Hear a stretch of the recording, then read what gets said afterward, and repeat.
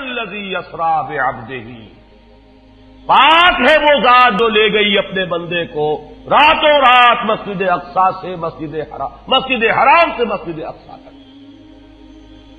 اگر یہ بات کسی انسان کی طرف منسوب ہوتی تو بات اور تھی، اگر یہ فعل حضور کی طرف منسوب ہوتا کہ حضور گئے تو بات اور تھی کہ میں آیا نہیں لایا گیا ہوں، حضور گئے نہیں لے جائے گئے ہیں، اور لے جانے والے وہ ذات ہے سبحان الذی اسری، وہ پاک ہے ہر عیب سے، ہر نقص سے، ہر ذوف سے، ہر کوتاہی سے، وہ منزہ ہے، اعلیٰ ہے، عرفہ ہے، بالا تر ہے، لہذا اس کی قدرت سے یہ ہرگز بعید نہیں کہ وہ اپنے بندے کو راتوں رات مسجد حرام سے مسجد اقصی اور پھر مسجد اقصی سے سدرۃ المنتہا تک لے جائے اور واپس لے آئے اور پھر مسجد حرام میں پہنچا دے۔ اور بعض روایات میں آتا ہے کہ وضو کا پانی ابھی بہ رہا تھا اور کنڈی جو ہے حضور کے مکان کی وہ ابھی ہل رہی تھی، معلوم ہوا وقت نہیں گزرا۔ میں کچھ بیان کروں گا، میرے بیان کرنے میں کچھ کمی اور بیشی ہونے کا اندیشہ ہے۔ اگر ہم اتنے خوش قسمت ہیں کہ وہ واقعہ ہمارے پاس ایک مفصل حدیث کی شکل میں موجود،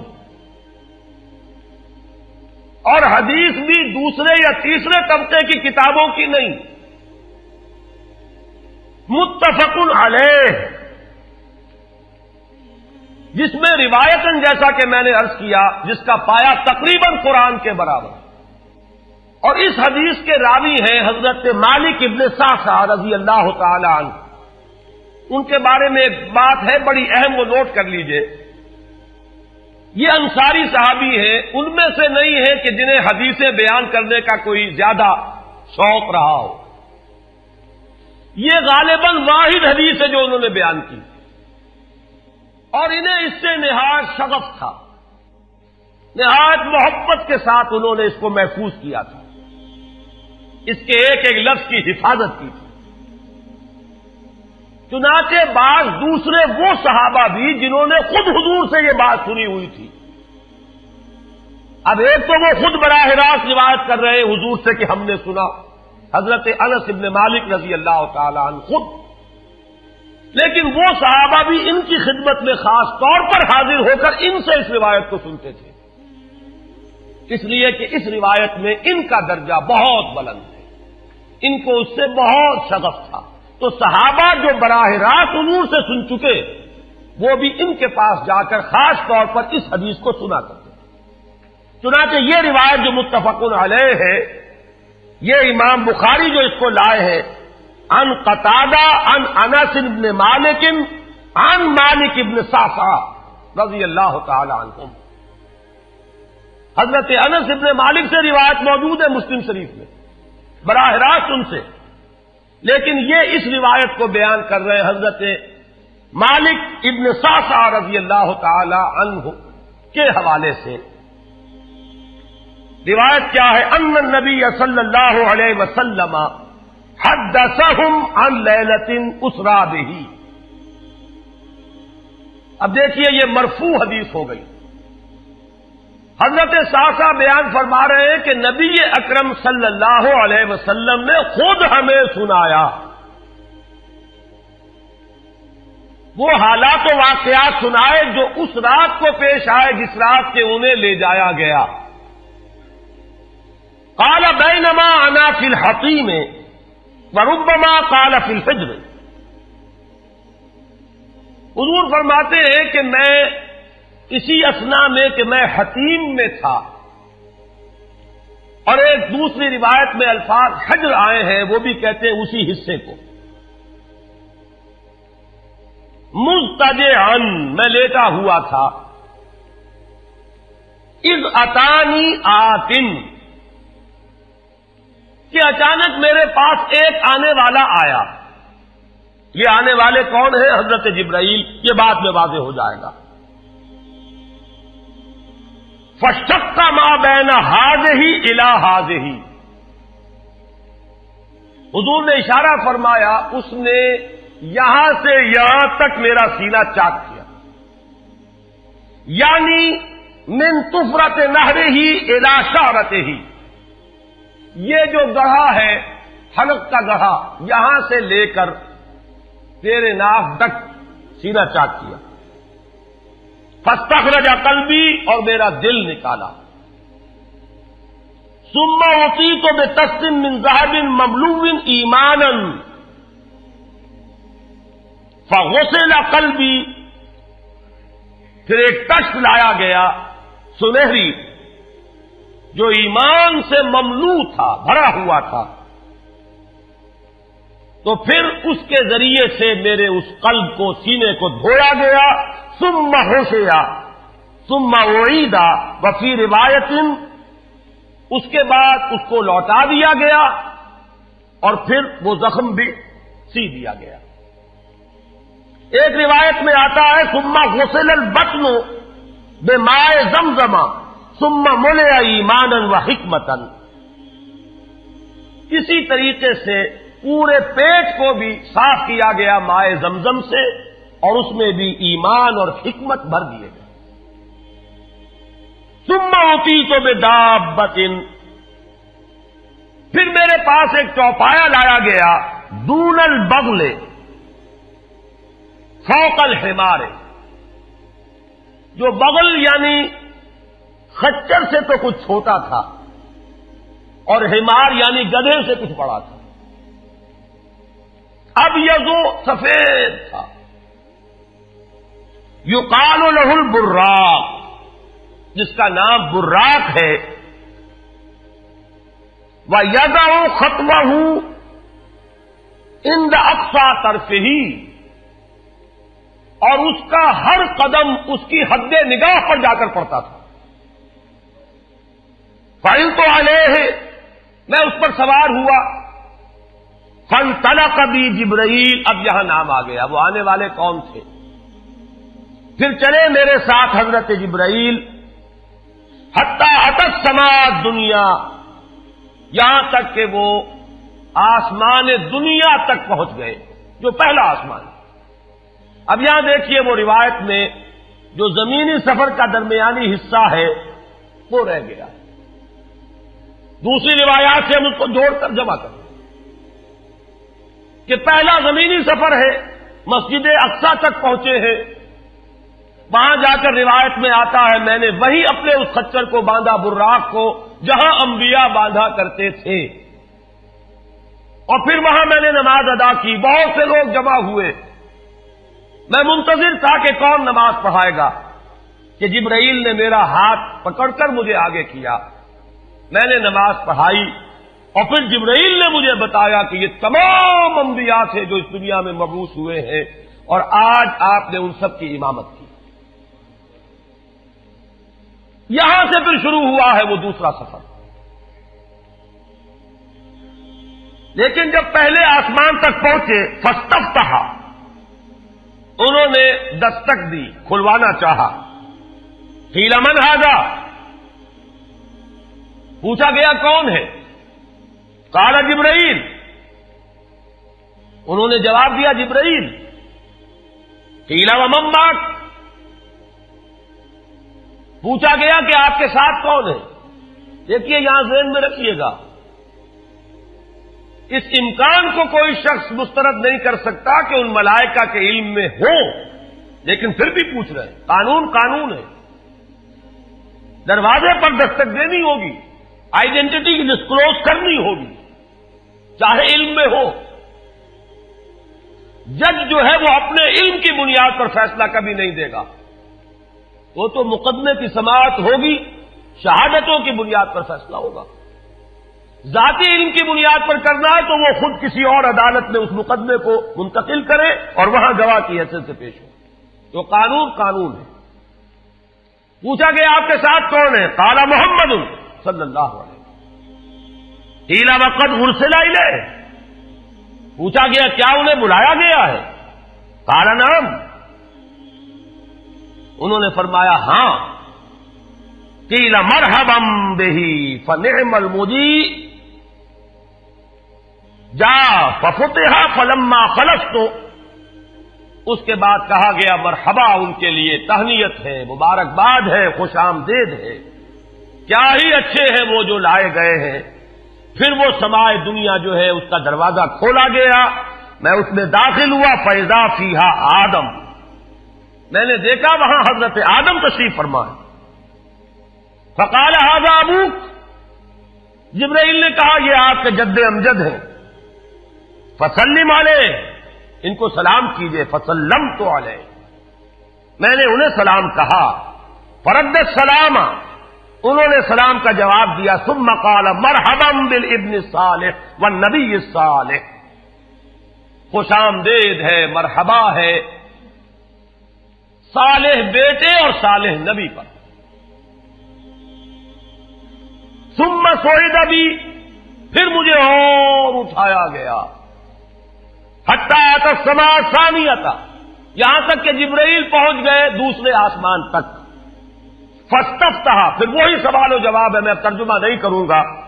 قیل من ھذا قال جبرائیل، قیل ومن معک قال محمد، قیل وقد ارسل الیہ قال نعم، قیل مرحبا بہ فنعم المجیء جاء ففتح فلما خلصت۔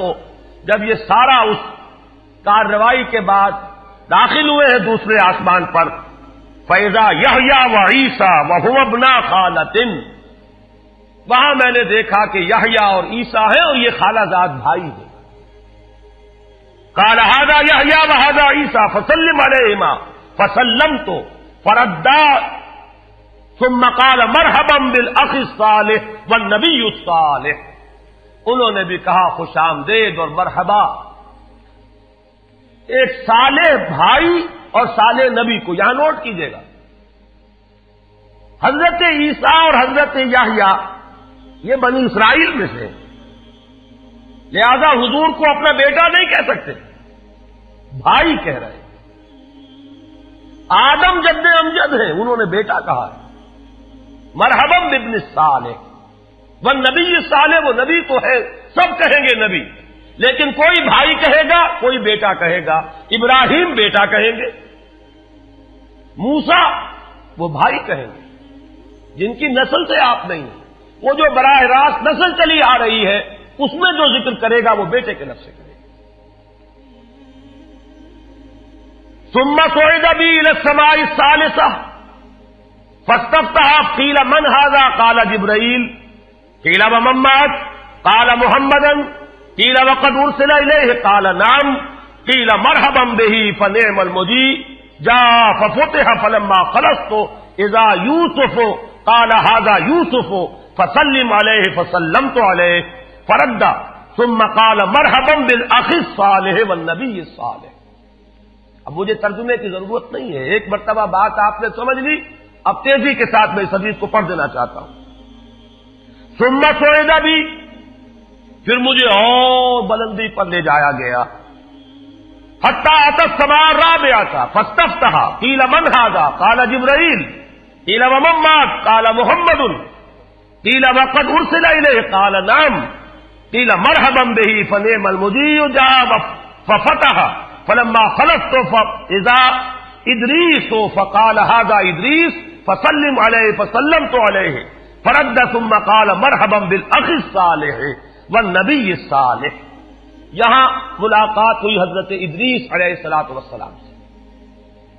ثم صعد بی حتی اتی السماء الخامسۃ فاستفتح قیل من ھذا قال جبرائیل، قیل ومن معک قال محمد، قیل وقد ارسل الیہ قال نعم، قیل مرحبا بہ فنعم المجیء جاء ففتح فلما خلصت فاذا ہارون قال ھذا ہارون فسلم علیہ فسلمت علیہ فرد ثم قال مرحبا بالاخ الصالح والنبی الصالح۔ ثم صعد بی حتی اتی السماء السادسۃ فاستفتح قیل من ھذا قال جبرائیل، قیل ومن معک قال محمد، قیل وقد ارسل الیہ قال نعم، قیل مرحبا بہ فنعم المجیء جاء ففتح فلما خلصت فاذا موسیٰ قال ھذا موسیٰ فسلم علیہ فسلمت علیہ فرد ثم قال مرحبا بالاخ الصالح والنبی الصالح۔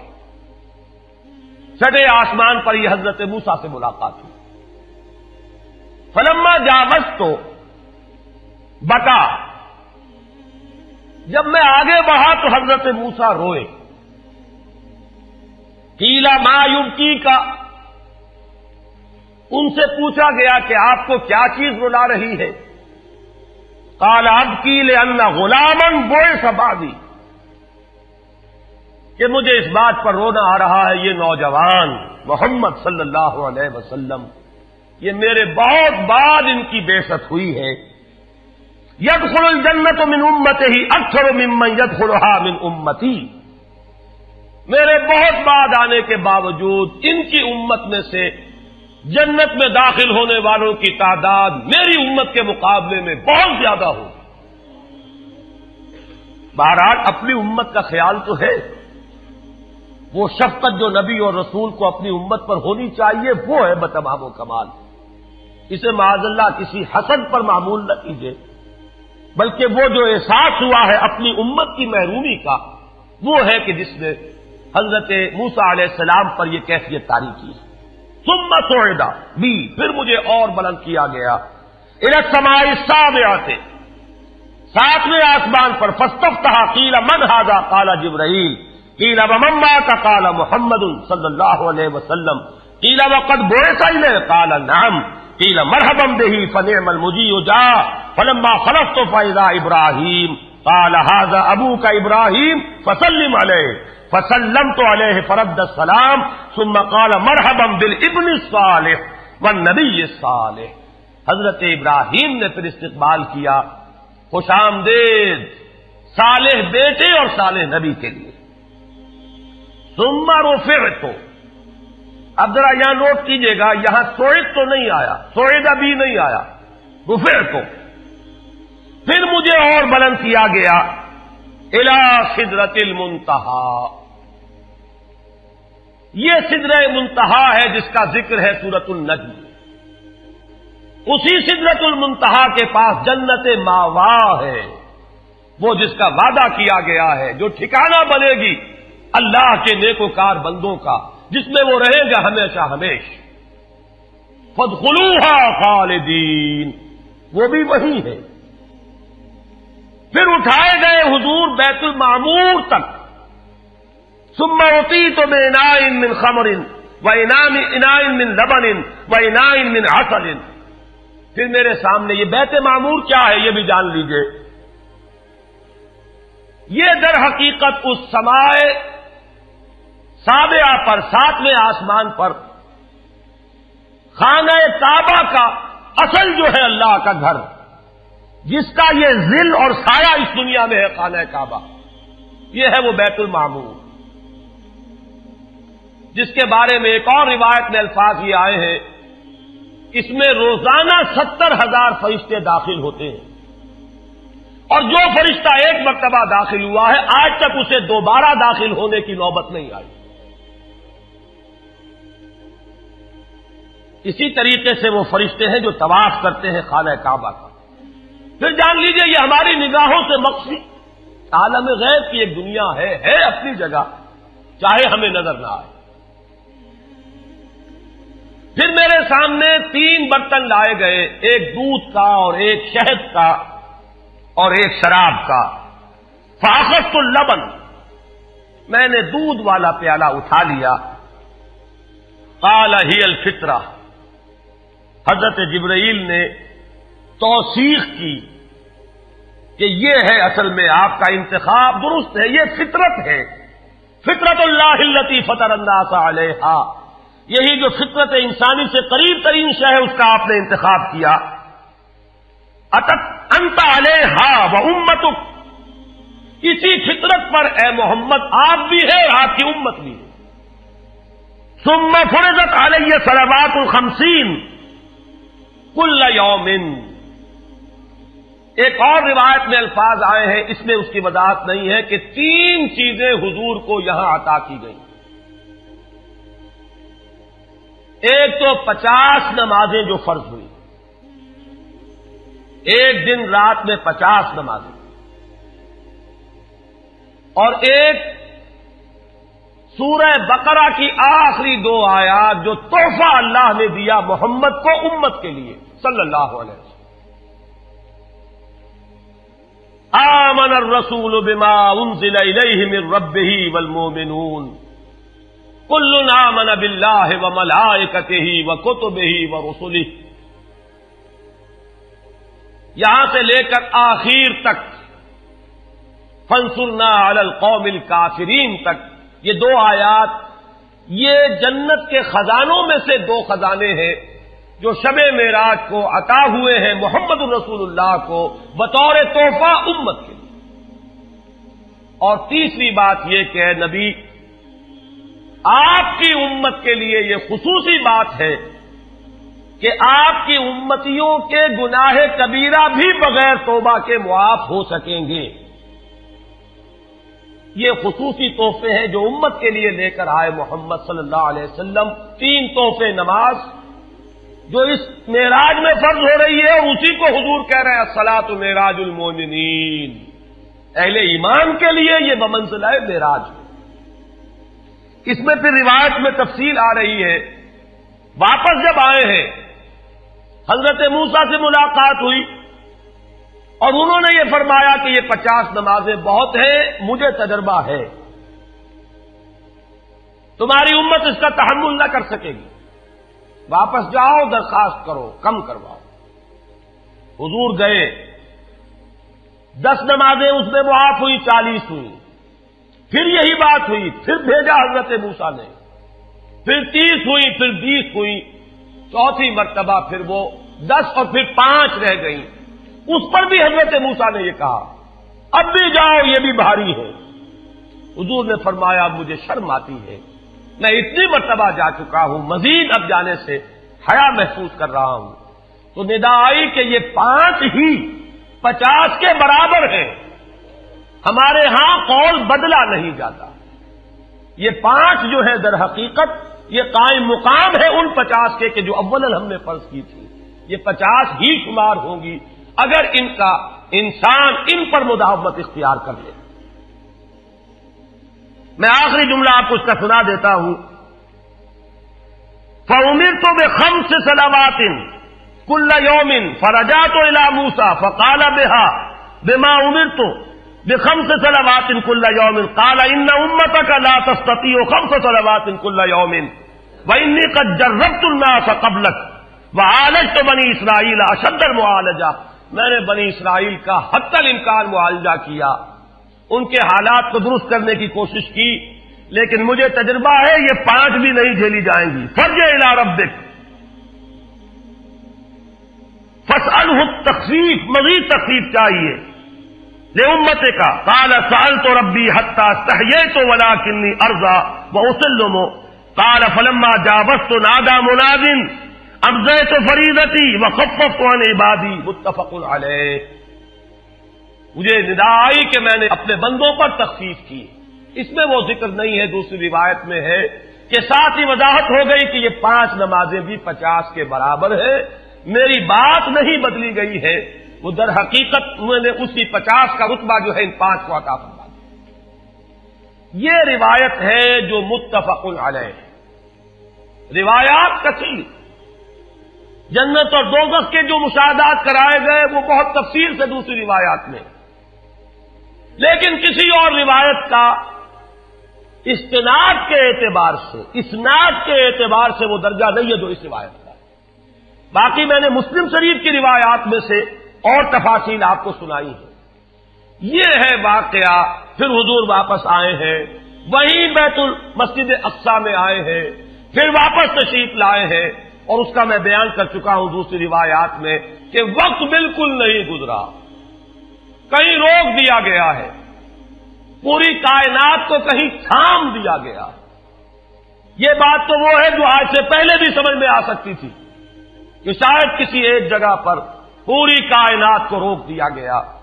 وقت بالکل نہیں گزرا کسی کے لیے. لیکن جیسا کہ میں نے عرض کیا, اس وقت تو یہ بھی سمجھ میں آتا ہے کہ سب کے لیے وقت گزر رہا ہو اور صرف محمد الرسول اللہ کے لیے نہ گزرے صلی اللہ علیہ وسلم. آج یہ بات بھی سمجھ میں آ سکتی ہے, لیکن یہ ہے کہ قرین قیاس وہی پہلی بات ہے. کہ اس میں پورے اس وقت کے لیے وقت کی رفتار کو روک دیا گیا ہو. وہ مسئلہ یاد آ گیا کہ آگے بڑھو یا وقت کی رفتار روک دو. تو یہ وقت کی رفتار ہے جو محمد الرسول اللہ صلی اللہ علیہ وسلم کے لیے روک دی گئی. اس کے بعد جو ہنگامہ ہونا چاہیے تھا وہ ہوا.